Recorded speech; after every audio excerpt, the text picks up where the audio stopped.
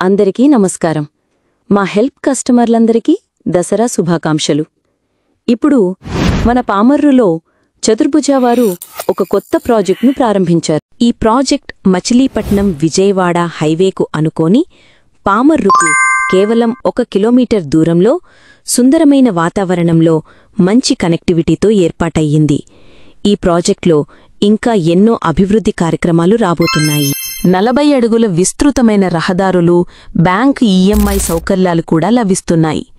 It's a right place to invest in Chaturbhuja project.